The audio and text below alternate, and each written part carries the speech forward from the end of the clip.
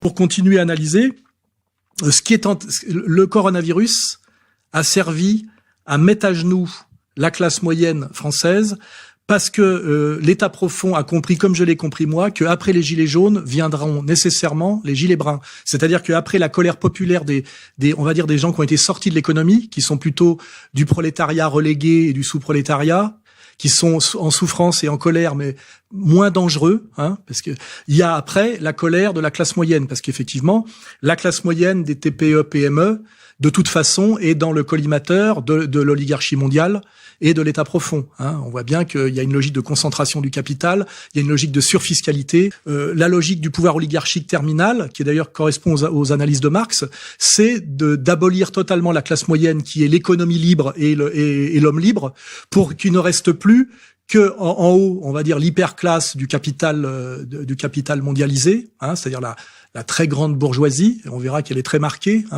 Et puis en bas, ce n'est même plus le prolétariat, parce que ça, j'avais encore un coup de retard quand je parlais de salariat généralisé. Je vais le dire encore plus simplement. En haut, ça sera les GAFA, c'est-à-dire, on va dire les États profonds. Et en bas, ça sera quoi? Les nègres à vélo de Uber. Voilà. Et entre les deux, rien. C'est-à-dire qu'on supprime la classe moyenne. C'est le seul moyen politique pour que l'oligarchie mondiale puisse aller au bout de sa dictature. Sinon, elle va se prendre la classe moyenne dans la gueule. En Italie, on le sent déjà monter. En Angleterre, avec le Brexit, c'est sans doute ça aussi. Et que je crois que là, on est dans une stratégie qui s'appelle la guerre préventive, et qui est une spécialité communautaire aussi. Je rappelle, c'est ce qu'on appelle le syndrome pré-traumatique. Quand Gilad Atzmon le décrit en lisant l'Ancien Testament, et notamment Esther, n'est-ce pas? Et c'est ce que Kouchner nous a vendu déjà par les French Doctors. Le devoir d'ingérence, puis le droit d'ingérence. Ingérence humanitaire, et puis guerre préventive. Ça a marqué comment on se servait déjà du temps des French Doctors, qui sont ni docteurs ni French, quand on réfléchit bien à ce qu'a incarné Kouchner.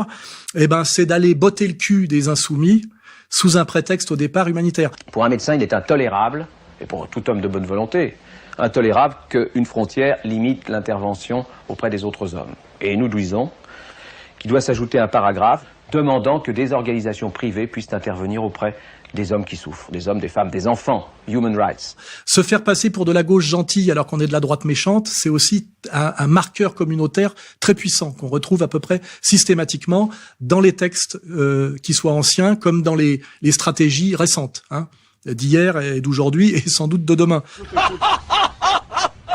La vente des organes. Mais vous êtes malade, non? J'ai une tête à vendre des organes, moi. Mais vous êtes fous, vous croyez n'importe quelle connerie. Donc tous les témoignages des combattants de l'UCK qui ont dit avoir transporté des corps en Albanie jusqu'à la Alors, c'est la responsabilité du con. Et vous étiez pas en poste à ce moment-là? En poste au Kosovo et pas en Albanie. Ah, bien sûr, et les gens, ils ont pas été pris au Kosovo. Comment vous faites pour dormir? Vous êtes